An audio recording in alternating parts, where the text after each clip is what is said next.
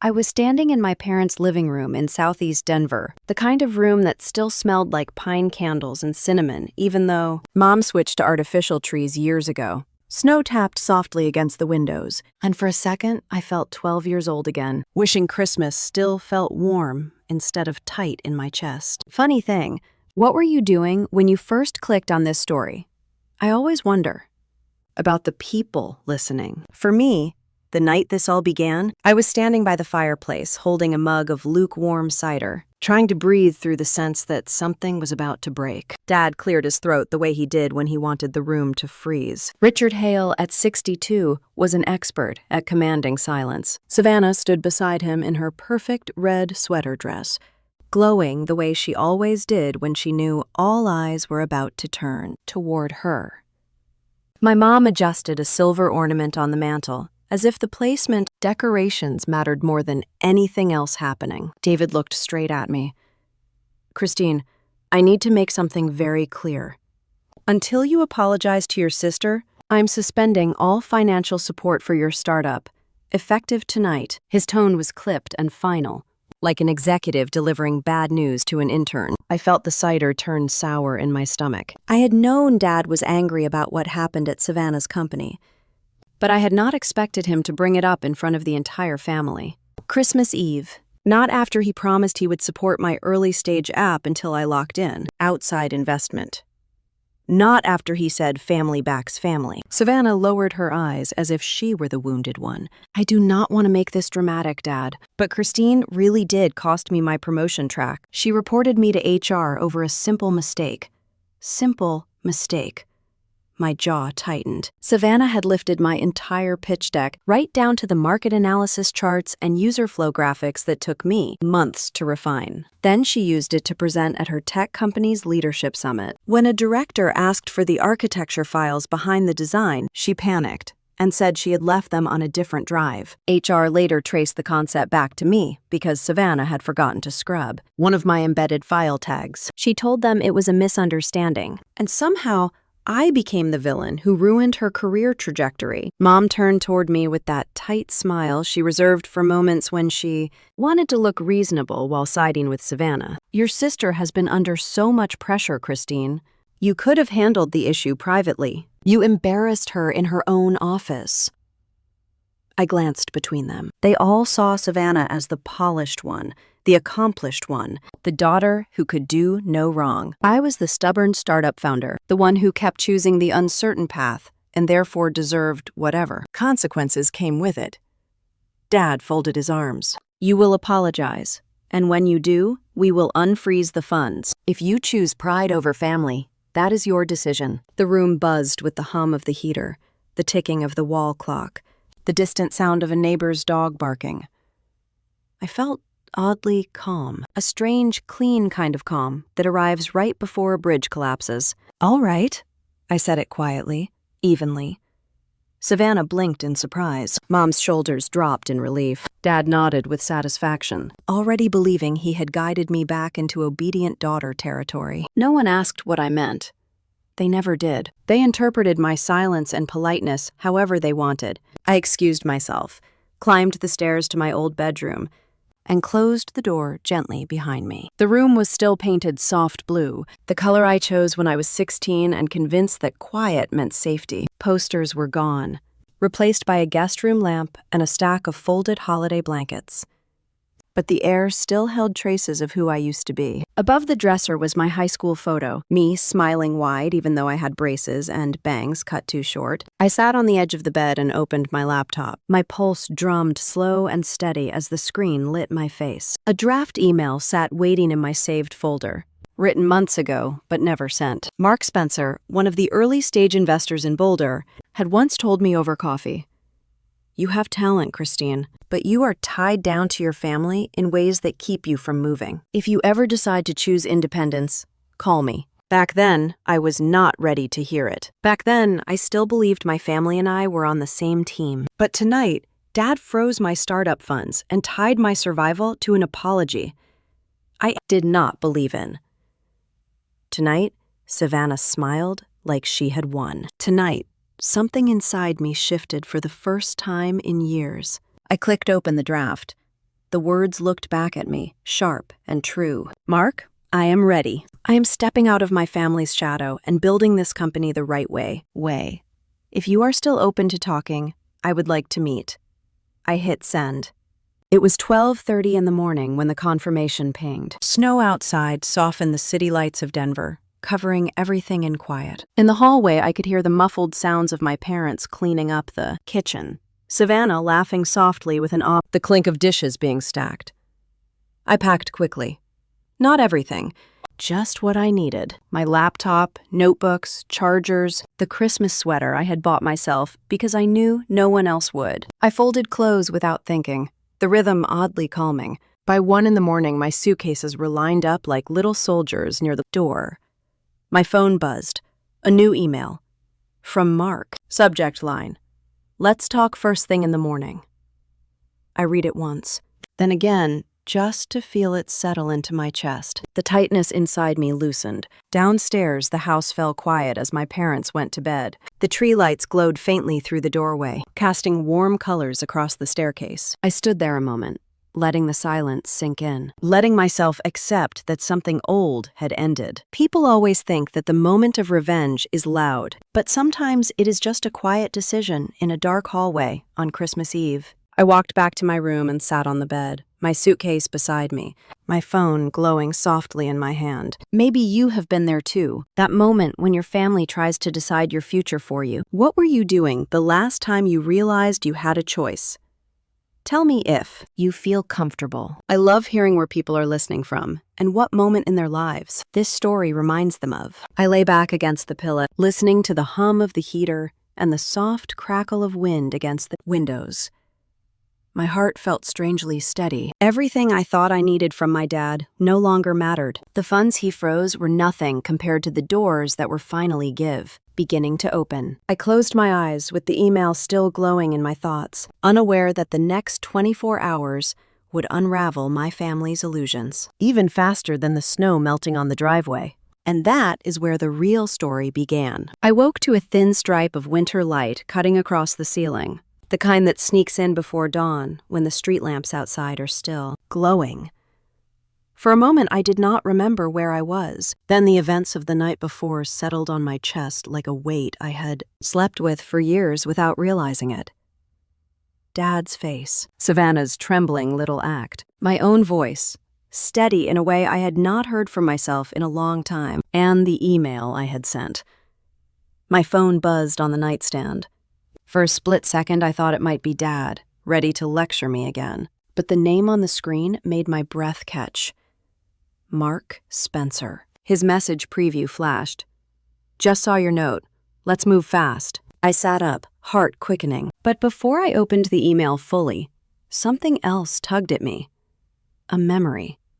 A thread that pulled me backward into the thing I had tried not to revisit, the thing that started this entire fight. The night Savannah stole my pitch deck. It had been a late August evening in Denver, humid, and full of the loud optimism that startup mixers always seem to carry. I had invited Savannah to a small founders networking event in Reno. She had been complaining for months about feeling stagnant at her company, Denver Tech, and she thought coming along might make her look more ambitious to her boss. She played the part well, wearing a blazer that probably cost more than my monthly groceries, and shaking hands with everyone, as if she were already a prominent figure in the tech scene. I remember holding my tote bag close to my side, keeping my prototype notes safe inside. I had been working for nearly a year on that concept, sketching diagrams on napkins, coding late into the night, and rewriting user flows until sunrise. At one point, she leaned toward me and whispered, "These people are not that intimidating. I just need one good breakthrough, Chris.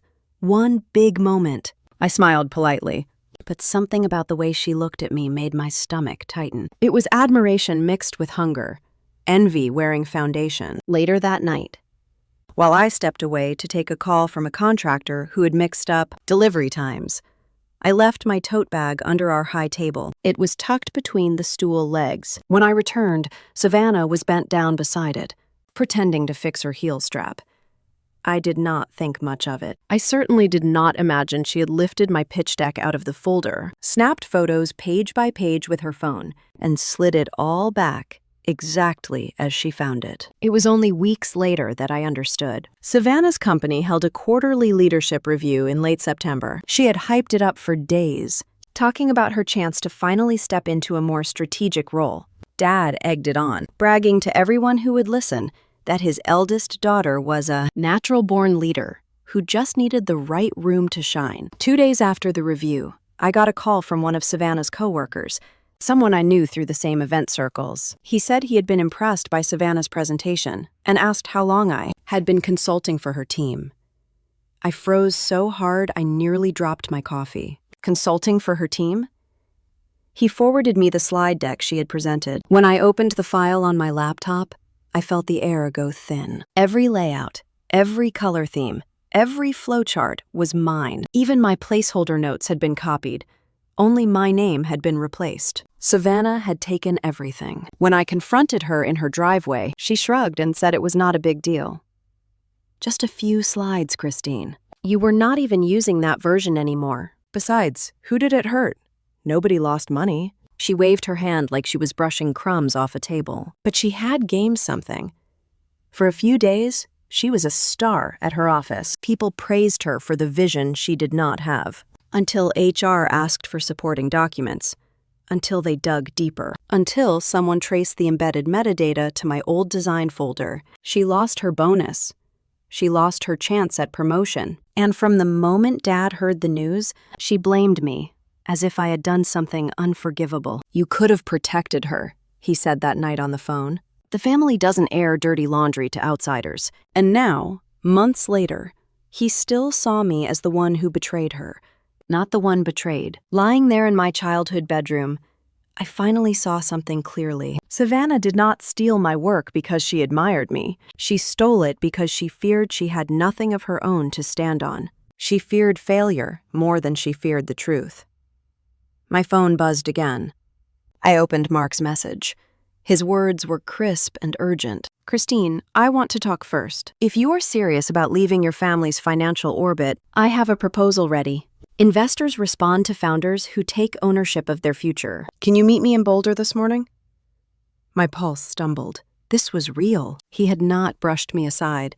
He had not hesitated. He had replied in the hours most people were asleep. I swung my legs off the bed, the cold floor waking every sense in my body. Suitcases stood neatly by the door, exactly where I had left them. For the first time in years, I felt the beginning of a path that was mine alone. Footsteps creaked downstairs. Probably Mom in the kitchen, preparing for another picture-perfect holiday. Breakfast she expected all of us to attend. The thought of facing her tight smile and Savannah's triumphant glow made my stomach twist.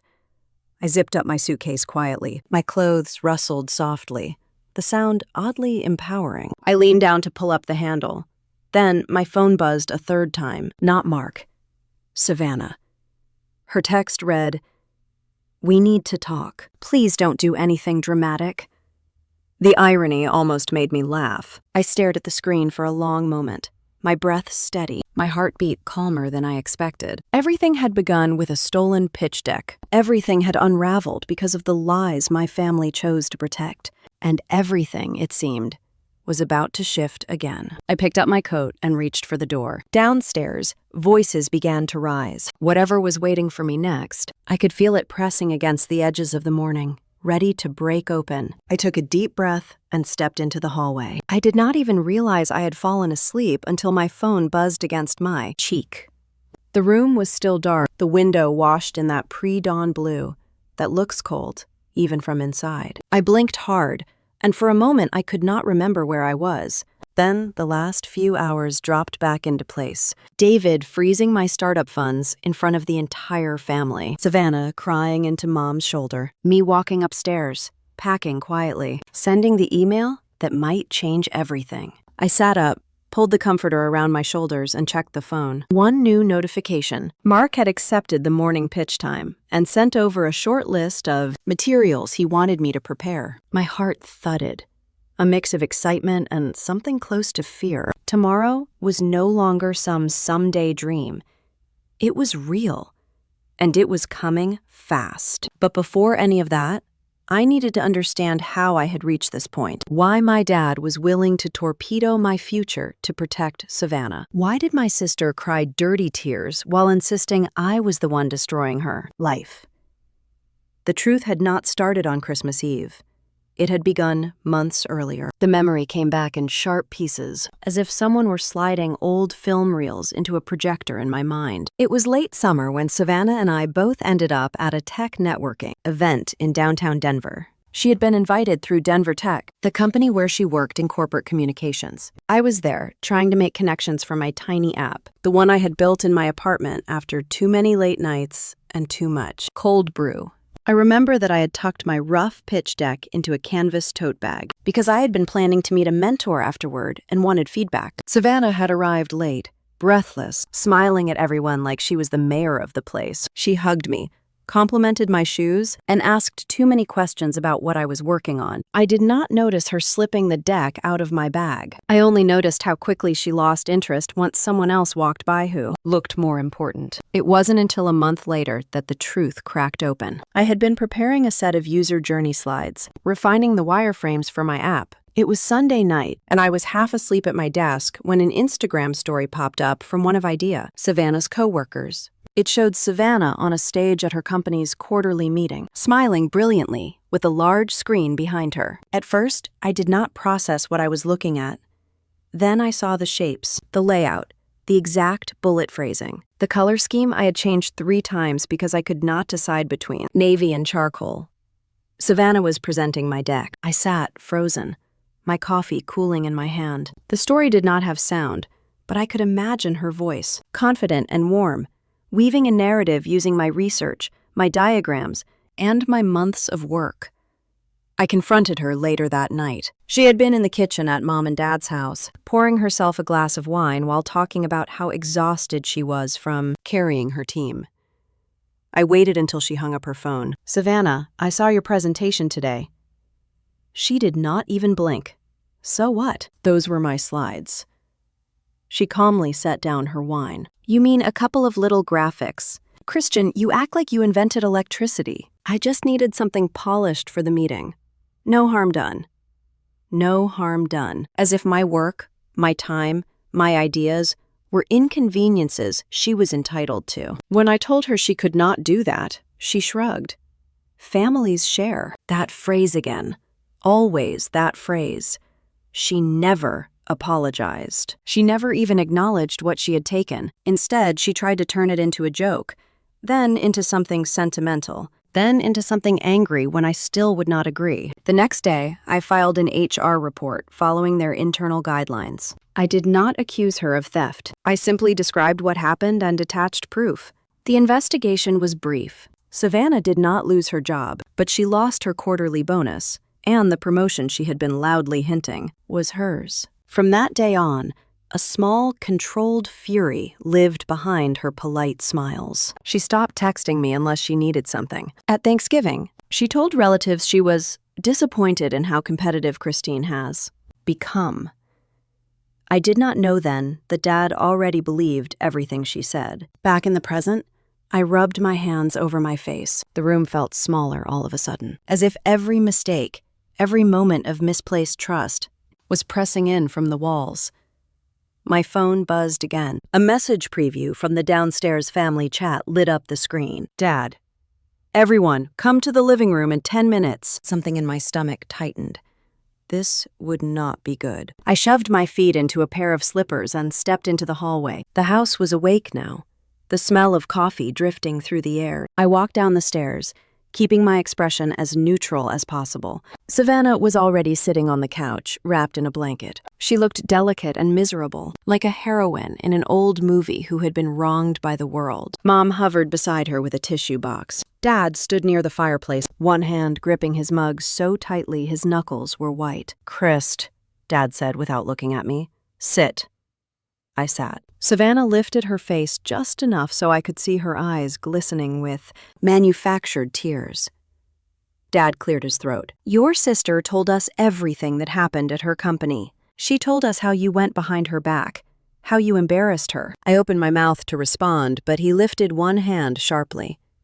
"Not yet. There is more." He pointed at Savannah. "Tell her." She sniffed softly. "I told them the truth, that you lied to HR, that you exaggerated, that you made me look like someone who steals ideas. I worked so hard for that promotion. You knew that, and you still chose to hurt me." A tired heat rose in my chest.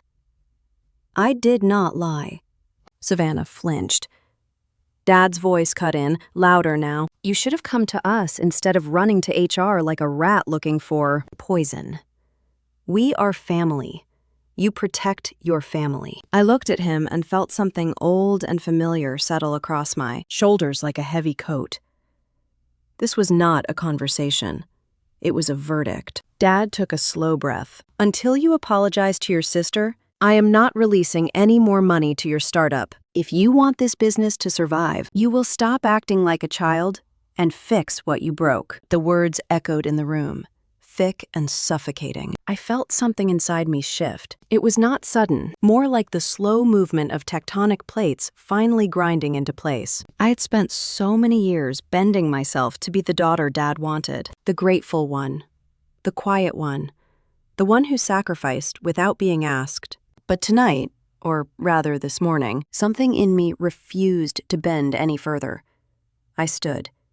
Dad's eyebrows lifted. Mom inhaled sharply. Savannah held her breath. "All right," I said softly. Silence hit the room like a dropped curtain. Savannah was the first to react.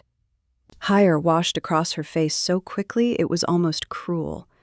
"See, Dad? She is listening. She finally understands." Dad nodded once, satisfied. Mom whispered something about Christmas miracles under her breath. I did not stay long enough to hear the rest. I walked upstairs with steady steps, returned to my room, and shut the door behind me. Then I reached for my laptop. My email to Mark was still open on the screen. I had drafted it earlier, when anger and clarity had braided together inside me. But now it felt different. It felt like choosing myself in a way I had never done before. I read it once more. "Mark, thank you for your message. I am ready to move forward independently. I am no longer tied to family financial obligations. If your offer is still open, I would like to discuss an investment partnership. I can prepare updated financial projections and a clean cap table." I clicked send. The whoosh of the email leaving my outbox filled the room. It was quiet, almost gentle, but to me, it sounded like the world shifting on its axis. My breath came out in a long, shaky wave. I closed the laptop and leaned back in the chair, staring at the ceiling where the glow of streetlights painted faint patterns. The house was silent again. But it was not the silence of surrender. It was the silence of a door unlocking somewhere inside me. I reached for my suitcase and zipped it closed. My life, the part that mattered, fit inside exactly 2 bags. I felt lighter than I had in years. Then my phone buzzed. A new email. From Mark. "Christine, thank you for your update. I appreciate your clarity. I can meet tomorrow at 8:30 Boulder time. Please come prepared to defend your numbers and explain why now is the right moment for investment. This will be a working session. Bring your best." A calendar invite followed seconds later. 8:30. In a few hours. I set my alarm for 7 in the morning, then added a second at 7:15 just in case. As I placed the phone on the nightstand, I caught my own reflection in the darkened screen again. I did not look like someone running away. I looked like someone finally moving toward something. I sat on the edge of the bed for a long moment, the room quiet around me, the house still breathing beneath my feet. Tomorrow morning, I would not be the girl Dad ordered around. I would not be the sister expected to shrink herself. Tomorrow morning, I would walk into that call as a founder, and this time, no one would freeze my future but me. Morning came faster than I thought it would. I was awake before the alarm, staring up at the faint lines in the ceiling plaster while the house lay quiet, under a blanket of snow and old traditions. For a few seconds, I forgot where I was, the way you sometimes do in a hotel room. Then I remembered my suitcase by the wall, my laptop on the desk, and the email I had sent in the middle of the night. My phone lit up on the nightstand. I reached for it with a hand that was not as steady as I wanted it to be. There was a new email from Mark. I opened it and read every word twice. He said he had reviewed my original notes from the conference, that my late-night message told him what he needed to know about my backbone, and that if I was serious about leaving family money behind, he was willing to move quickly. If I agreed, he could move forward on a pre-seed deal in the coming week. He wanted one more working call, then a decision. I sat there with the screen glowing in my hand, the edges of the message almost blurring. For 2 years, I had been begging my dad to see my company as real. It took one winter night and one risk to see someone else do it in a single paragraph. I typed a short reply, careful with each sentence. I thanked him, told him I was ready, and confirmed that I could make time for a longer call as early as the following day. Then I hit send and placed the phone back down, palm pressed briefly to my chest to feel my heart thudding. The alarm finally went off. A soft chime I shut off almost immediately. I swung my legs out of bed, feet finding the cold hardwood, and crossed to the suitcase. The zipper rasped as I opened it again and checked everything. Clothes for a week. My battered notebook is full of wireframes, a folder with printed financials, the small framed photo of me and Grandma on Pearl Street that I had wrapped in, a sweater so it would not break. Everything that felt like mine and only mine. I glanced at my laptop on the desk. The email thread with Mark was still open, his last message sitting at the top. From where I stood, anyone walking by the door could read the bold subject line that mentioned investment and pre-seed terms. I hesitated, then told myself I was being paranoid. My family never noticed the details that mattered to me. They only saw what fit the story in their heads. I closed the lid partway, but not all the way, then grabbed clothes and slipped into the bathroom for a quick shower. The hot water helped clear the fog in my mind. By the time I came back into the bedroom with damp hair pulled into a loose knot, I could hear the house starting to wake up. Cabinets opening in the kitchen.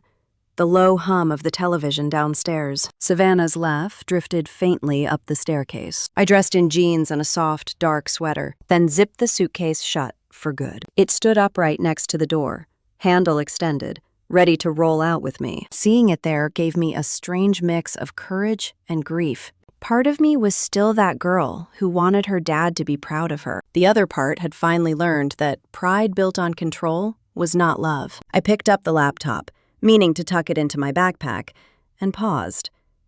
A faint smudge on the touchpad caught my eye, like someone else's thumbprint. The lid was open a little wider than I remembered leaving it. My stomach made a small, uneasy flip. From the hallway, Dad's voice floated up, forcing my hand. "Christine, breakfast is ready." I snapped the laptop fully closed, slid it into my bag, and rolled the suitcase into the hallway. The wheels clicked over the edge of the bedroom threshold, a small sound that suddenly felt loud in the quiet upstairs. At the top of the stairs, I stopped for a second and looked down. The living room was already set for Christmas, every surface crowded with decorations older than I was. The tree lights glowed in soft colors. The stockings were lined up over the fireplace. In front of the entryway bench, my suitcase's twin stood waiting. The older one I had dragged in from the garage last night. I had set them there before I went to bed. One for clothes, one for gear. Both were now lined neatly beside the front door like a farewell line. David stood near the kitchen doorway with his phone in one hand. His jaw was clenched, and he looked strangely stiff, like someone in a photograph instead of a living person. Mom hovered near the stove, stirring scrambled eggs that she had probably overcooked from distraction. Savannah sat at the table in her flannel pajamas, fingers gripped around a coffee mug she did not seem to notice. All three of them turned toward me at once. For a moment, no one said anything. I felt my shoulders straighten on their own, as if my body were stepping into some invisible mark. David finally spoke, his voice too even. "Your laptop was open on the desk." The uneasy flip in my stomach turned into a slow roll. I forced my mouth to stay relaxed. "So you went into my room." He ignored that. His eyes were on my backpack hanging from my shoulder, as if he could see through the fabric to the computer inside. A message came in from some man. He sounded like he was reading the words again in his head. Something about a deal, about moving quickly if you were no longer connected to family money. Before I could answer, Savannah scraped her chair back so fast it bumped the wall. Her face had gone several shades paler, and for once, her drama did not seem rehearsed. It looked like real fear. She stepped closer to me, voice dropping so low I barely heard it. "Please tell me you did not send it." The words slid between us, hanging in the air. They were about the email, but they were also about something much larger. The way she looked at me, it was as if I were holding a match over the story of our whole family. David shifted his gaze from her to me, confusion flickering across his features. His brows pulled together, and his mouth opened, but no sound came out at first.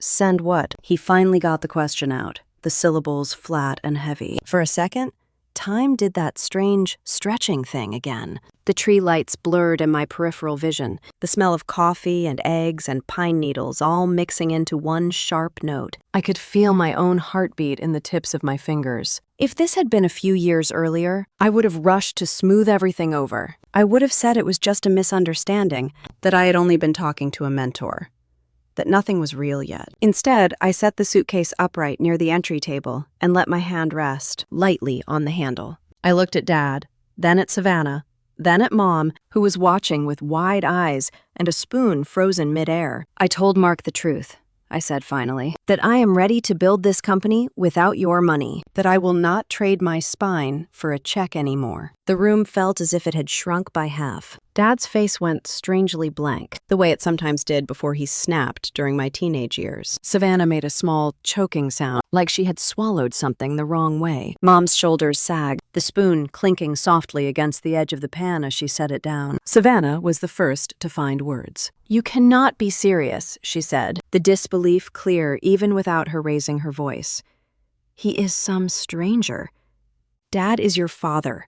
You chose him over us. I almost laughed at the tangle of it, the way she twisted everything until black felt like white. I did not. I just shook my head once. No one here chose me last night when I needed you. I'm just returning the favor.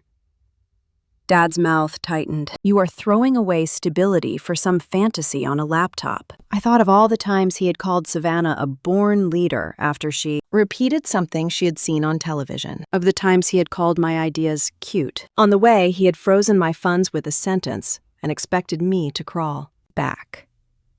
Maybe, I said. Or maybe I am choosing to grow up. We stared at each other across the length of the living room, past the artificial tree and the carefully wrapped presents and the stockings, with our names in glitter. For the first time, I saw him not as the all-powerful parent whose approval I needed, but as an older man who had built his own sense of control on top of his children. Whatever he wanted to say next died on his lips. He shook his head and turned away, as if looking at me physically hurt. Savannah's phone buzzed on the table beside her coffee mug. She jumped, fingers fumbling for it like she already knew the news would not be good. She glanced at the screen, expecting a Christmas message, maybe another sympathetic note from a coworker about the drama she had spun. Instead, her face drained of color in real time. Mom noticed. What is it? Savannah swallowed. Her eyes flicked to me, then to Dad, then back to the tiny, glowing rectangle in her hand. It is from compliance, she said slowly. From Denver Tech. Her voice had gone thin and papery, as if someone had removed all the air from her chest. They want me to come in after Christmas to discuss concerns about material in my last presentation. Something about questions over where the content came from. The mug slipped in her hand, coffee sloshing over the rim onto the tablecloth. She did not even react. The irony settled over the room like fresh snow no one wanted to step in first. Dad looked from her to me and back again, as if trying to connect dots he had never thought to examine before. I stood there with my suitcase by the door, my laptop in my bag, Mark's email in my pocket. And for the first time in a long time, I did not feel like the one on trial. Savannah kept staring at her phone as if the words might rearrange themselves into something kinder. David moved toward her like he was approaching an injured animal, one hand raised slightly, the other tightening into a fist at his side. What does that mean, honey? What are they saying? Savannah blinked hard, trying to force composure, but her voice wavered. They want to review my last deck. They said a senior advisor flagged some concerns about originality, something about overlap with another founder's work they had seen before. David turned sharply toward me, as if a spotlight swung across a dark stage. What did you do?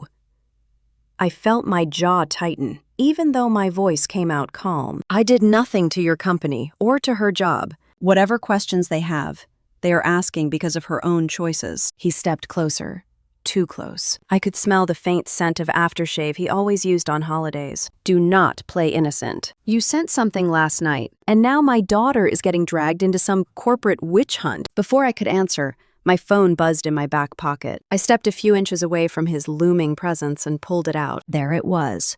An email from Mark with a subject line that made my stomach tighten. Follow-up regarding Denver Tech Showcase. I opened it. My heart thumped faster at each line. Christine, I want to be transparent. Denver Tech once approached me for potential partnerships after a regional showcase. This morning, I reviewed the materials their department had sent me months ago, and one of their internal decks bore remarkable similarities to the early product draft you showed me last fall. I have forwarded my concerns to their compliance team, as it appears someone mishandled proprietary ideas. This does not affect my interest in investing in you. If anything, it reinforces my belief that your work has real value and traction. Let me know when you can discuss the term sheet. I exhaled slowly. He had not done it to protect me. He had done it because it was the ethical thing to do for any founder. Evaluated. And because someone at Denver Tech had, at some point, tried to use my ideas to get his attention. Now it made perfect sense. That old showcase. Savannah had never been involved with the startup space before she joined Denver Tech. She had not even cared about pitch decks until that fall. Somewhere along the way, she probably panicked about proving herself and sent a version of my draft too. Impress her team. Dad reached out and grabbed my arm. "Give me that phone." I pulled it away, firm and steady. "No." He stared at me like I had spoken a different language. Savannah stood now, crying openly, her hands shaking with each breath. "Dad, tell her to fix it. Tell her to call him, please." They think I stole from her. I could lose my job. I could lose everything. "You should have thought about that," I said quietly. "Especially before you took pictures of my notebook at that startup event. Remember that night? My tote bag on the chair, your hand sliding into it when you thought I was talking to someone else." Her eyes widened as the memory hit her like a physical strike. Dad's mouth parted in disbelief. "Savannah." She shook her head wildly. "I did not mean to hurt you. I only needed something strong for the quarter review. I did not think your ideas were serious. You were always tinkering. I never thought it would matter." "You never thought I mattered," I corrected. David exploded. "Enough. Christine, you are going to undo this. Call that man. Tell him you made a mistake."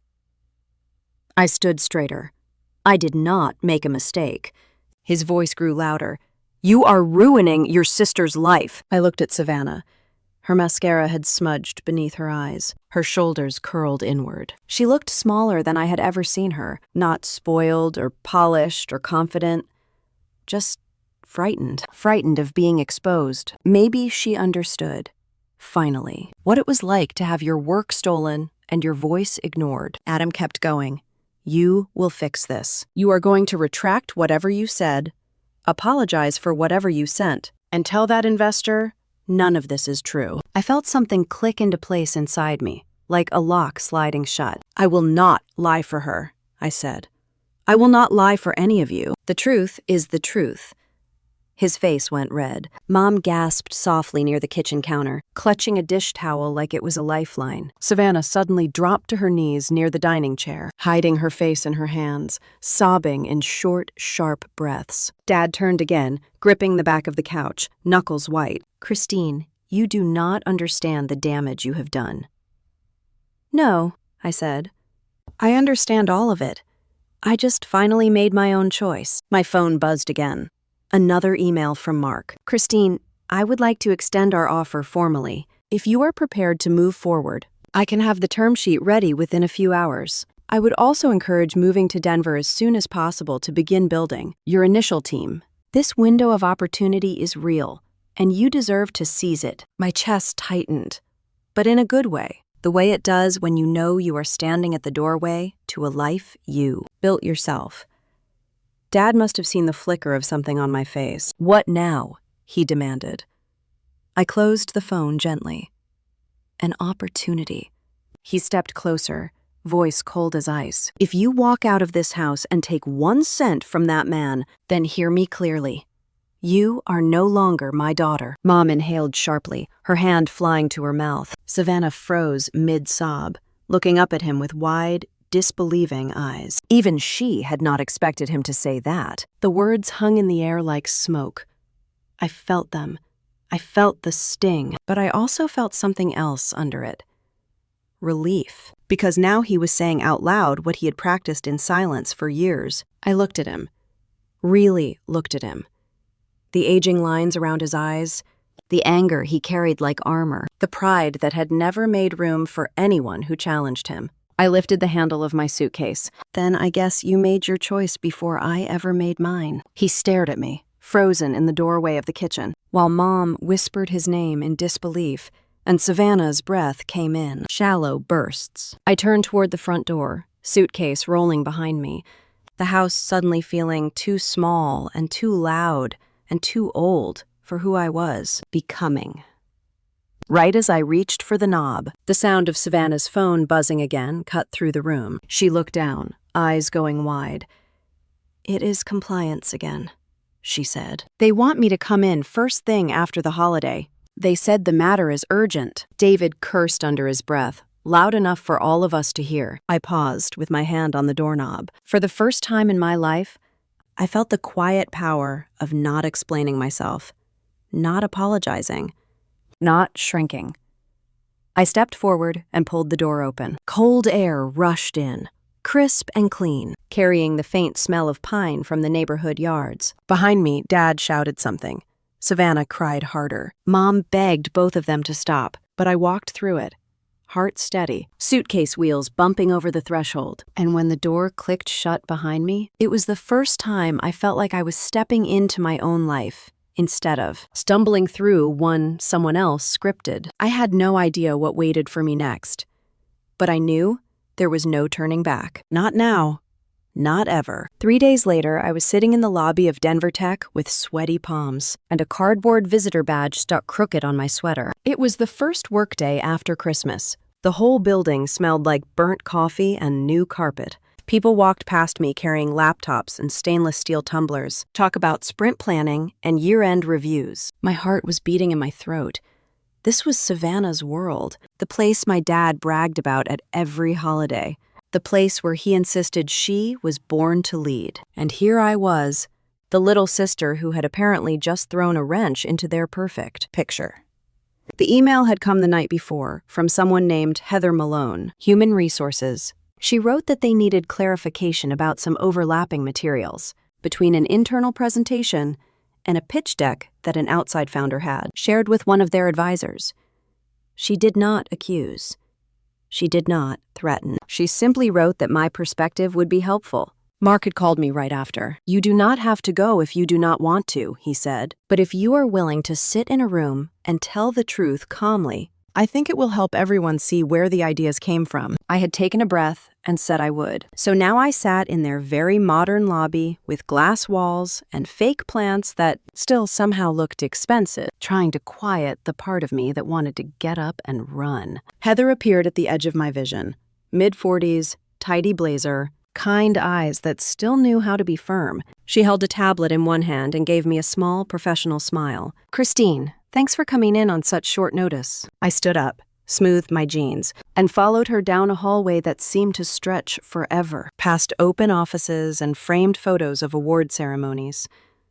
My mouth felt dry. She led me into a conference room with frosted glass and a long table. There was a pitcher of water, a plate of untouched cookies, and a large screen mounted on the wall. A young man with dark hair and a blue button-down shirt sat at the far end, already flipping through a folder. Heather introduced him as Daniel from their legal department. We all sat. I folded my hands in my lap to hide the slight tremor in my fingers. Heather began by thanking me again for coming and explaining that Denver Tech took intellectual property very seriously. She said they had received a message from one of their external advisors who recognized similarities between an internal deck and a pitch from an independent founder. She said they were in a fact-finding stage and wanted to understand the sequence of events. There were no accusations in her voice, just careful, measured questions. I told them everything. I told them about the startup event in downtown Denver in September, how Savannah had asked if she could tag along because she was curious about the ecosystem, how I had been flattered that she wanted to come into my world even for one night. I described the crowded hotel ballroom, the tables with little branded swag, the buzz of people talking about pre-seed and seed and Series A like it was another language. I told them about my tote bag stuffed with my notebook and a printed rough draft of my deck, because at that time, I still like to see my ideas on paper. I described stepping away to talk to Mark for the first time, how nervous I was, how I had left my bag on a chair while I tried not to fumble my words. Then I told them what I remembered when I turned back. Savannah sitting near my bag, phone in hand, looking a little too focused on something in her lap. The quick way she dropped her gaze when I came closer. The way she brushed it off when I asked what she was doing. Probably just scrolling, she had said.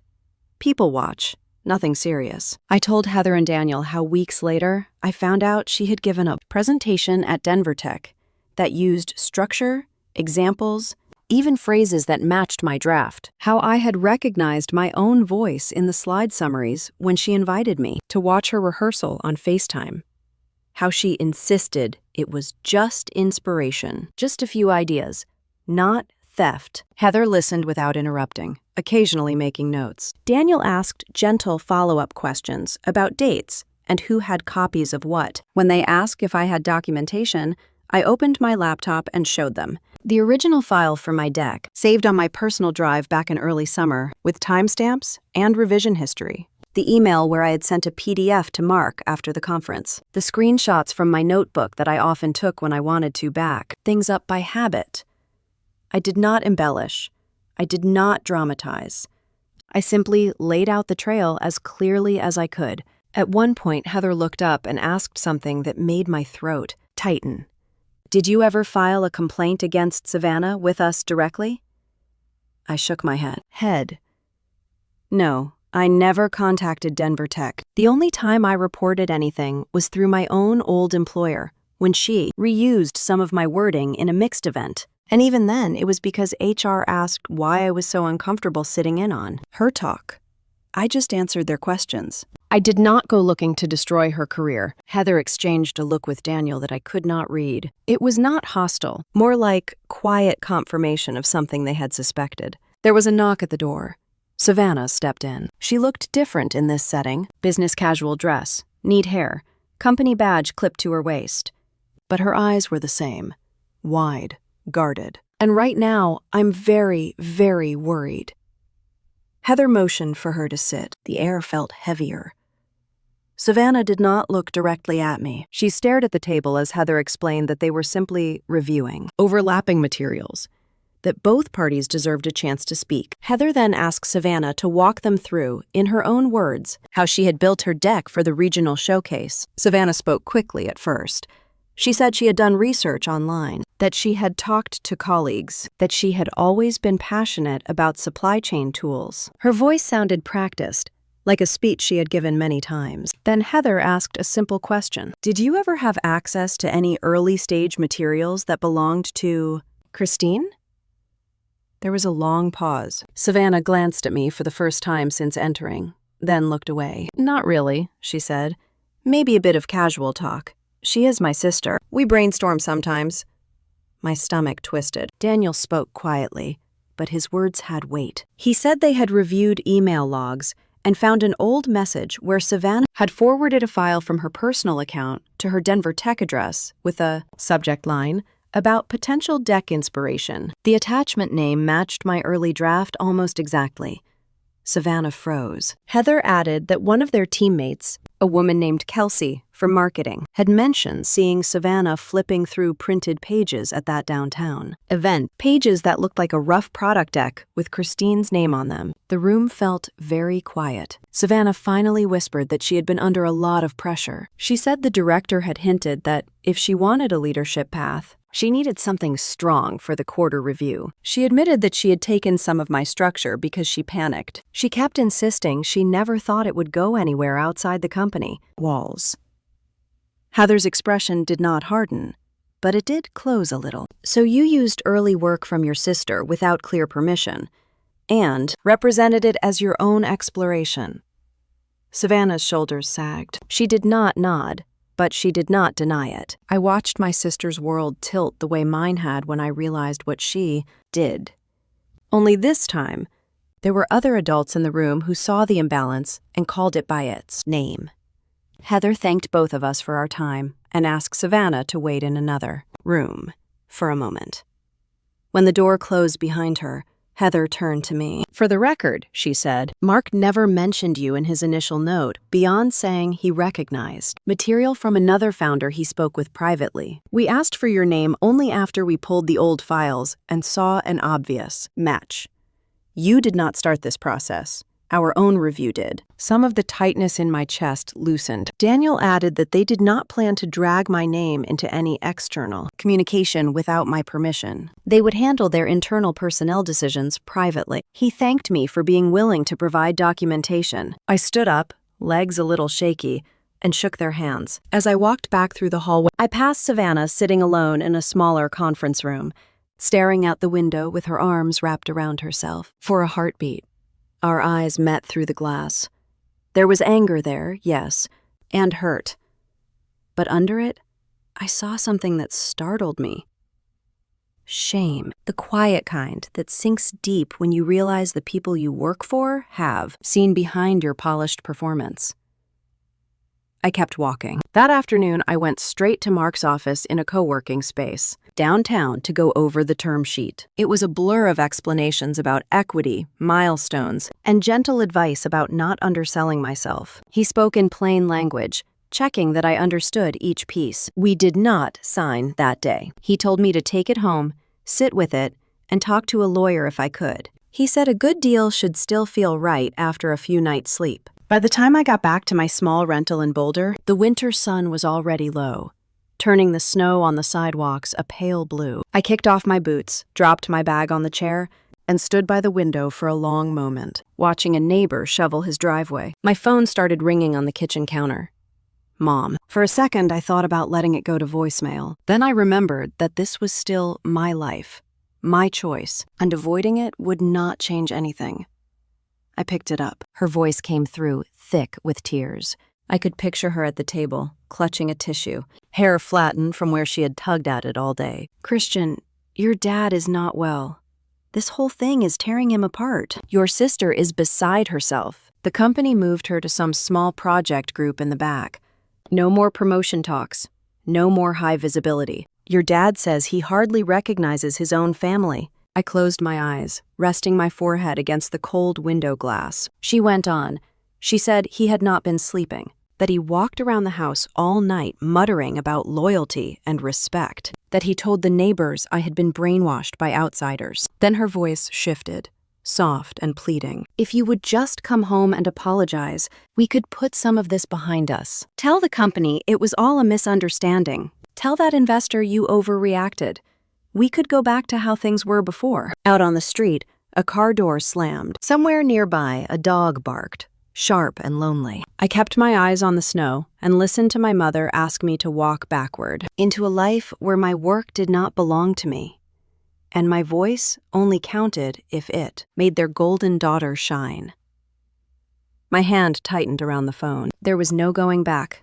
Not for me. David's voice was still echoing in my ear long after Mom hung up. The house felt too quiet, too still, the kind of silence that presses on your ribs. I stood there with the phone in my hand, staring at my reflection in the dark window, and realized I was done hiding from the conversations that always twisted into knots around us. If there was going to be a last breaking point, better to face it standing up. I grabbed my coat, my keys, and the same overnight bag I had packed on Christmas Eve. The roads between Boulder and Denver were mostly clear, a little slushy near the underpasses, but I barely noticed. I drove on instinct, thinking about the way my childhood home always seemed to shrink me the moment I stepped inside.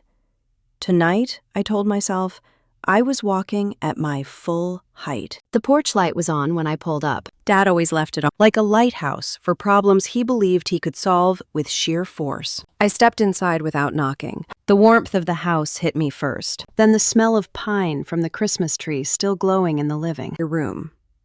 Dad was sitting in his recliner. Mom sat on the sofa with her hands folded tight, eyes rimmed red. Dad didn't rise. He didn't smile. He only turned his head with that slow, heavy disappointment that he had perfected through the years. "So, you finally came to your senses." I removed my gloves, set them on the entry table, and walked toward him, not closer than I needed to, not near enough for him to loom over me. "I came because we need to be clear," I said. "I am not here to apologize for something I didn't do."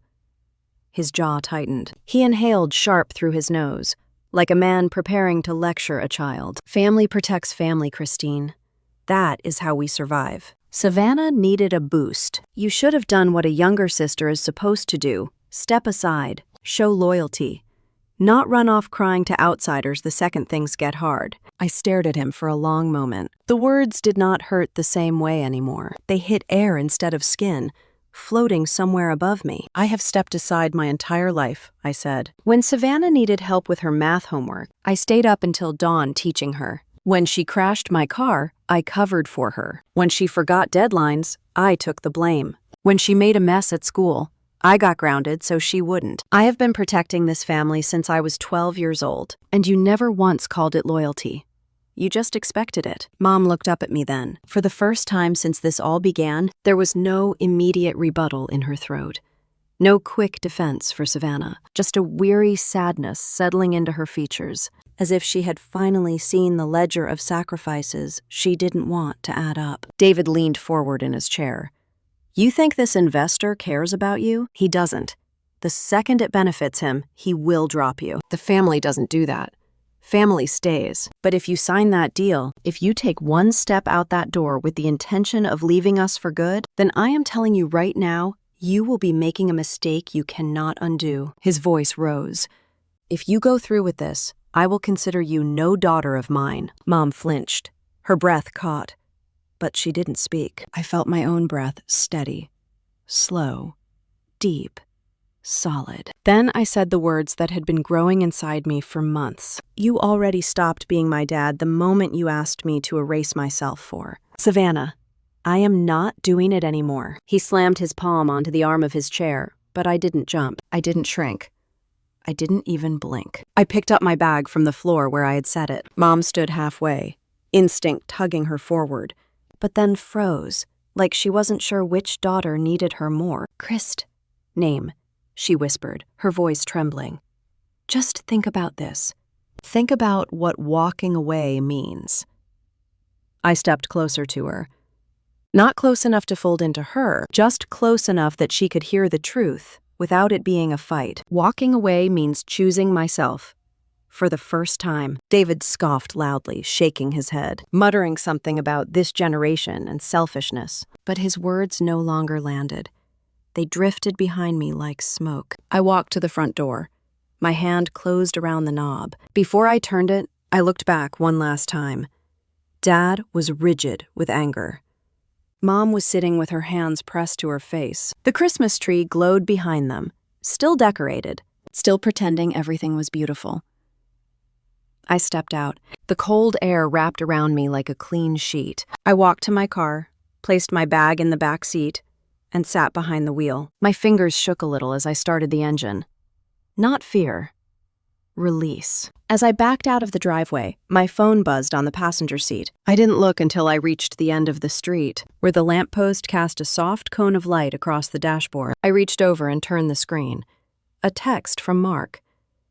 "Congratulations. Deal approved." I set the phone down, closed my eyes for a moment, and let the quiet settle into me. This was the moment everything shifted, and I could feel it in my bones. I put the car in drive, ready for what came next. A week later, what came next was me standing in a tiny one-bedroom apartment on the edge of downtown Denver, holding a cardboard box and listening to the sound of my own heartbeat in that echoing, unfamiliar space.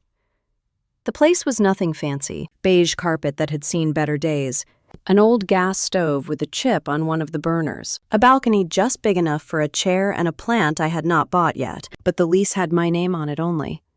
No notes from Dad, no conditions, no strings. Mark had offered to connect me with a realtor, but I wanted something small, manageable hours, in the sense that I could actually pay my half of it from day one. He respected that. He had simply nodded on our last Zoom call and said, "Makes sense. Build your company lean. Build your life lean. Let the excess show up later, not now." That first night, I slept on an air mattress, with a rolled-up hoodie as my pillow. The hum of the city traffic outside was different from the quiet of Boulder and the suburban stillness of my parents' street. It scared me a little, and it comforted me, like sitting next to strangers at a diner and realizing none of them know you're not. Family story. You are just a person drinking coffee. The next morning, I woke up early, made coffee in a cheap drip machine, and opened my laptop at the little table by the window. At 8:30 on the dot, my screen lit up with an incoming video call from Mark. He was in his home office in Cherry Creek, wearing a navy sweater and glasses, with a bookshelf behind him filled with thick business books and pictures of his grown kids. He had that calm, measured energy that comes from having seen several cycles of boom and bust, and surviving them all. "So," he said, looking straight at me through the screen, "how does it feel to finally be out on your own?" I glanced around at the bare walls, the cardboard boxes, the view of the street below. "Terrifying," I said. "And good." "Mostly terrifying." He laughed softly. "That sounds about right." First order of business. No one is coming to save you. Second order of business. You do not need anyone to save you. He asked me to walk him through the product again, but this time he did not interrupt with technical jargon or push for numbers. Instead, he slowed me down. "Explain it like you were talking to your grandmother," he said. "Not science. The pain. Who is hurting? Who loses sleep at night?" I thought of the patients who sat in waiting rooms for hours, the nurses trying to track follow-up care with sticky notes and overloaded systems, the small clinics that could not afford giant software packages. I tried again, in simpler language. He nodded. "There you go," he said. "That is the story. Remember, investors our age, my age, we respond to that more than to buzzwords. We have had enough buzzwords for 3 lifetimes." We spent the next hour working through a very basic plan. First 3 customers, first small pilot, who I needed to talk to, who he would introduce me to. There was no magic, no secret handshake, just steps. Small, clear, sometimes boring steps. When the call ended, I realized my shoulders were not up around my ears anymore. I wrote everything down in a notebook, not just in a document. I wanted ink on paper, something my dad could never erase or freeze. That afternoon, between working on my prototype and unpacking kitchen boxes, my phone buzzed on the counter. A text from Savannah. For a long time, I just stared at her name. My thumb hovered over the screen before I finally opened it. "So I guess you got what you wanted," she wrote. "Dad is barely talking. Mom cries every night. My boss moved me off the leadership track. You must be thrilled." I exhaled slowly. Same old opening, same old role. She was the wounded one. I was the villain. Part of me wanted to drop the phone in the sink and turn on the water. Another bubble appeared.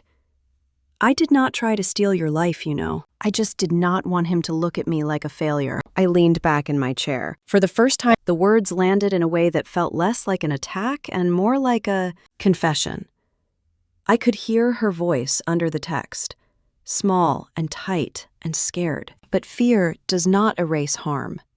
I typed and erased 3 different replies. In the end, I set the phone down without answering. Not out of cruelty, out of knowing that anything I said in that moment would be about easing her. Guilt, not honoring my own pain. That night, I ate takeout on the floor. Laptop open, calendar pulled up with the meeting invites Mark had set. 2 intros to small clinic managers. 1 coffee with a retired hospital administrator he trusted. 1 virtual founders group that met every other Wednesday evening. "This is how real companies start," he had said. "Not with a big splash. With a lot of small conversations where you listen more than you talk." The days that followed fell into a new rhythm. Mornings on calls or sending cold emails. Afternoons editing the product with my freelance developer friend from college, who believed enough to give me a discount. Evenings walking around the neighborhood, memorizing the cracks in the sidewalks and the neon signs of the local diners. On a Tuesday, about 2 weeks after I moved, my phone buzzed again with a long message from Savannah. It started with anger, like always. "You made me look like a thief in front of my company. Dad used to say I was the only one who could lead. Now my manager barely trusts me with a basic slide deck." Then, a pause. Dots. More text. "I did not understand how serious using your deck was until HR talked to me. I just wanted one thing where he would look at me and not compare me to you. I know you think I am some cold, golden child, but I have been terrified my whole life that if I failed once, he would drop me." I read it 3 times. Something inside my chest shifted. Not enough to call it forgiveness, but enough to make room for the fact that we had both grown up in the same house, and yet lived inside completely different storms. I set the phone face down on the table again.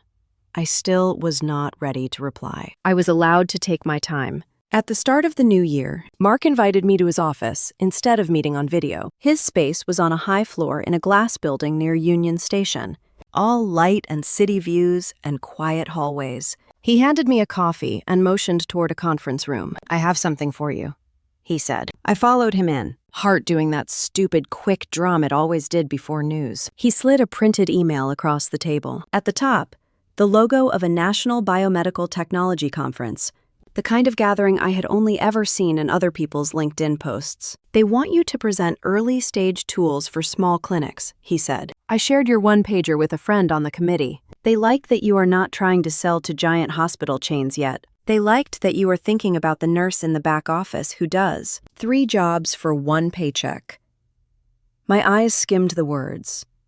Invitation to speak. Travel stipend. Early afternoon session on the 2nd day. I swallowed. "You are sure they meant to send this to me, not to someone with an actual company?" He smiled. "You have a Delaware C corporation, a prototype, and an investor who already wired the first tranche of your pre-seed. That is an actual company, Christine. Stop acting like you sneaked in the back door." I laughed a little, more from disbelief than humor. It hit me slowly. On Christmas Eve, I stood in my parents' dining room, being told that my future could be switched, off with my dad's signature. A few weeks later, I was being invited to stand on a stage and talk about a product that had never been his to give or take. As I left Mark's office with that email printed and folded in my bag, the winter air in downtown Denver felt less sharp, more alive. People walked past in coats and scarves, carrying coffee cups, talk about their own deadlines and meetings. None of them knew that a quiet revolution was happening inside the chest of a woman walking among them. That evening, back in my apartment, I made myself a simple dinner and clicked my phone awake to check messages. There was one from Mom, sent mid-afternoon. I had not heard the buzz. "Hey, honey." Just those 2 words already felt different. She rarely called me that in text. I opened the rest. "I've been thinking a lot. About you. About Savannah. About how we raised you both. Your dad is upset and stubborn. You know him. But he is not the only one who made mistakes." Another pause. Then, maybe we put too much on Savannah. Too many expectations. Too much praise. We made it like she was not allowed to fail, and we did not see what that did to you either. I am not saying this very well. I am just trying to say I am sorry for my part in all of this. I stared at the screen until the words blurred a little. It was not a perfect apology. It did not fix everything. It did not erase the Christmas Eve ultimatum or the years of being measured against my sister, like a faulty copy. But it was the first time in my life that my mom had used the phrase, "my part." The first time she had stepped out of the script where I was the difficult one, and Savannah was the fragile one, and Dad was the unquestioned authority in them. Center. I sat there, at my little table, in my little apartment in my new city, holding the phone in both hands, breathing slow. For the first time, my family reaching out did not feel like a rope trying to pull me back into the water. It felt like a hand, tentative and shaky, learning how to reach without grabbing. I did not reply right away.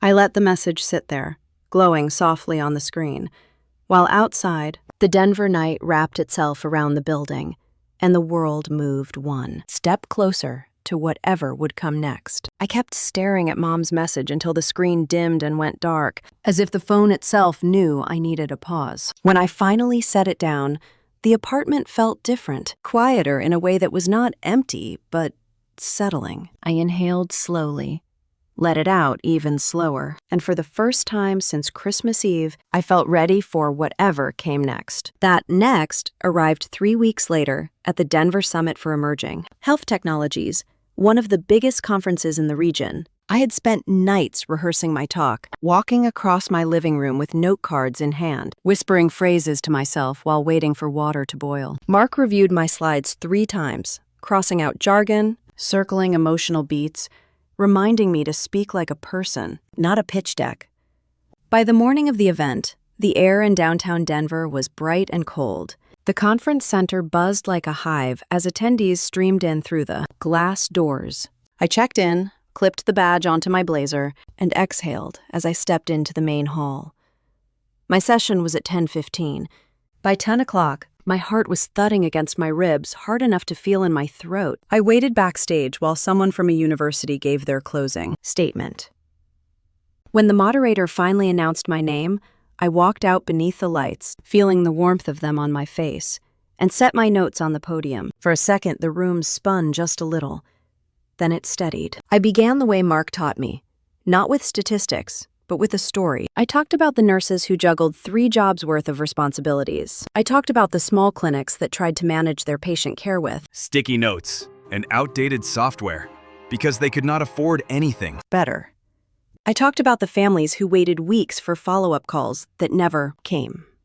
I explained how our tool could change that, not by replacing people, but by giving them hours of their lives back. I spoke with my hands, my voice loosening as the audience leaned in, not out. When I finished, the room erupted in warm applause. Not explosive, but steady, genuine. A couple of people even stood up. I blinked, almost forgetting to smile, until the moderator shook my hand. Backstage, a woman wearing a badge from a biotech accelerator approached me, asked if I had time to meet after lunch. Another attendee handed me a card and said they had a partnership idea. Someone else asked if my prototype was ready for a pilot. It was the kind of response founders dream about, the kind I had convinced myself I would never experience because my dad once said I was too soft-spoken to lead anything. Then, as I stepped aside to check my phone, I saw her, Savannah. She stood near the side wall, wearing her Denver Tech lanyard, holding a clipboard. Her hair was pulled into a slick bun, and her eyes were red around the edges. She was not here as a speaker, not even close. The stitching on her staff vest said event support. For a long moment, we just stared at each other. It was her who broke first. Her chin wobbled. Her eyes filled. She took one step toward me, then stopped, almost like she wanted to respect my space. "I thought you were incredible," she whispered. Her voice cracked halfway through the word incredible. "I mean that. I have never seen you like that. Confidence. Clear. Like you belonged up there." I swallowed hard, unsure how to respond.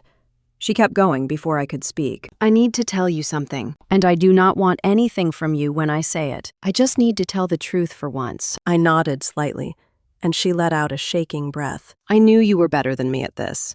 I knew it since college. Dad kept picking me as the golden one, and I wanted to live up to it, but I kept slipping. When I saw your deck in your tote bag that day, I panicked. I wanted to impress my boss so badly that I grabbed the easiest path. And after HR found out, I blamed you because it was easier than admitting I stole from my own sister." Her voice sank even quieter. "But I also blamed you because I felt like Dad already loved you more whenever you succeeded. I could not stand the idea of losing that, too. I am sorry. Really, really sorry. Not because of what happened at work, but because of what I did to you for years." The backstage hallway hummed softly around us. Someone passed by carrying cables. Another person adjusted a mic pack. The world kept moving. Inside me, something shifted, like a knot slightly loosening. Not unraveling, not healed, but loosening. "Thank you for saying that," I said. I meant it, but I also knew I was not ready to offer forgiveness like a ribbon tied around a box. Healing takes its own pace. Savannah nodded, as if she understood. "I am not asking for anything," she said. "I just did not want you walking out of here thinking I did not know what I cost you." Before either of us could say more, a light flashed across the hallway. Someone had taken a picture for social media. Savannah stepped back, wiped her cheek, and whispered, "Good luck, okay?" I nodded, and she walked away toward a table stacked with branded tote bags. I leaned against the wall, letting the moment settle. Then something tightened at the back of my neck, an instinct I could not explain. I turned, and there he was, my dad, standing halfway behind a column near the entry of the hall. He had on his winter coat, hands deep in his pockets. His expression was unreadable, but the fact he was even here made my breath catch. He had watched my entire presentation. Maybe not from the front row, maybe not with a proud smile, but he had watched. I could tell from the way his eyes moved, the way his jaw set, the way he did not approach or turn away. Something flickered behind his eyes, something like recognition or regret or the beginning of a thought he had never allowed himself to consider. I did not walk toward him. He did not walk toward me. We simply saw each other fully for the first time in years, and then he turned and walked away into the crowd. My phone buzzed just as he disappeared into the sea of people. I glanced down, expecting maybe a text from Mom or Savannah. It was an email. From Mark. Subject line: "Good news, before you even change out of your conference shoes." I clicked it open. "Christine, congratulations. The investors we met with last month just confirmed they are in. This gives us enough runway for a year and a half and room to start hiring. You did it. This is the beginning." I closed my eyes, letting the words settle in my chest like warm light. My hands steadied on the phone. In the span of a single day, the world had opened in ways I once believed were closed to me forever. I slipped the phone into my pocket and stepped out of the backstage wing, into the main hall buzzing with conversation, ready to face everything that would come next. David's back was to the window when I walked into the small coffee shop on Tennyson Street. He looked smaller somehow, like the months had pressed down on him in ways pride used to keep hidden. His hands were wrapped around a mug he had barely touched. When he saw me, he stood up halfway, then sat again, unsure of the right gesture. That alone told me the ground under us had shifted. "Christine," he said. Just my name, but without the bite, without the edge. It floated in the air between us, like something fragile. I sat across from him. The hum of the espresso machine filled the space while I waited for him to begin. He cleared his throat, once, twice, as if the words were stuck somewhere deep. "I saw your talk," he finally said. "At the summit." I stood in the back. "I did not think you saw me." I nodded. "I did see you." He looked down at his hands. Age spots I had never noticed before dotted the skin. His knuckles trembled slightly. "I did not know you had that in you," he whispered. A younger version of me would have taken that as a compliment. I would have leaned into it, seeking more. But not now.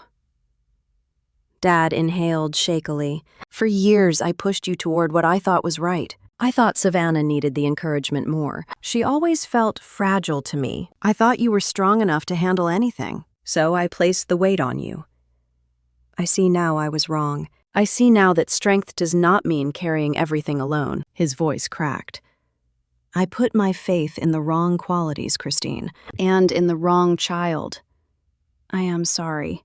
I am so deeply sorry." The apology did not fall like thunder. It landed like soft rain, unexpected and quiet. I kept my breath slow. My heart steadied.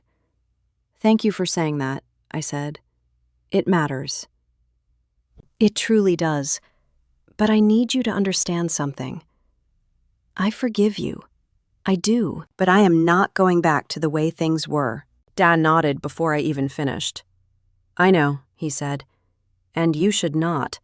I just did not want my silence to be the last thing you remembered from me." For the first time in my life, I saw him not as a wall I kept running into, but as a man who had built that wall out of fear, not cruelty. It did not erase the past, but it softened the edges. We sat in silence for a few minutes while people came and went, the smell of roasted beans drifting around us. When I stood to leave, he stood too, and for once, he did not try to hold on to my arm or control the moment. "I am proud of you," he said quietly.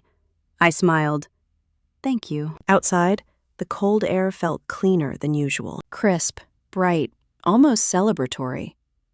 As I walked back to my car, my phone buzzed. An email from Savannah. Subject line: I owe you a real apology. I opened it as I sat behind the wheel. Her words were simple, direct, and without excuses. She wrote that losing her promotion had forced her to look at herself honestly. She admitted the fear, the jealousy, the pressure she felt to be Dad's perfect daughter. She thanked me for not letting things escalate at work and for holding them. Line, she could not. I stared at the screen for a long moment before closing it gently. Not ready to rewrite our relationship yet, but ready to let the healing begin. Later that week, I signed the lease on a small studio space downtown. The landlord handed me the keys and said something about the natural light being perfect for creative work. I smiled because he was right. Sun poured in across the wooden floors in long, golden stripes. Mark met me there an hour later with 2 folding chairs and a box of office supplies. We set them down in the center of the empty room. Ready to build something real? He asked. I nodded, more ready than I had ever been. The company took shape slowly, but confidently. We built a prototype in the corner of that studio. We held meetings on cushions until we could afford chairs. We hung whiteboards on the brick wall and wrote plans in thick black marker. Every small win landed deeper because none of it was tied to Dad's checkbook or Savannah's shadow. One afternoon, after a long meeting, I sat alone in the studio, watching the sun sink behind the Rockies through the wide windows. The room glowed warm, like a promise being kept. That was when it hit me. This was the first Christmas in my life where I lost a version of the family I thought I needed. But in losing it, I found something much greater. I found myself. Not the daughter shrinking to fit someone's mold, not the sister begging for fairness, not the founder hiding behind someone else's money. Just me. Free. Solid. Whole. Before closing my laptop for the night, I thought about you, the person listening to this story right now. Maybe you are driving home on a snowy evening, or sitting with a cup of tea, or folding laundry after a long day. Wherever you are, I want to end this the way my journey deserves to end. Thank you so much for listening to my story. I am so curious to know where you are all listening from, so drop a comment below and let us share our thoughts. If you enjoyed this, please subscribe to Revenge Stories Lab. Like this video and hit that hype button so more people can hear this story. If you have ever been told you were too much or not enough for your own family, remember this: silence can be power, and truth can be the loudest revenge. Tell me in the comments what integrity means to you and where you are listening from.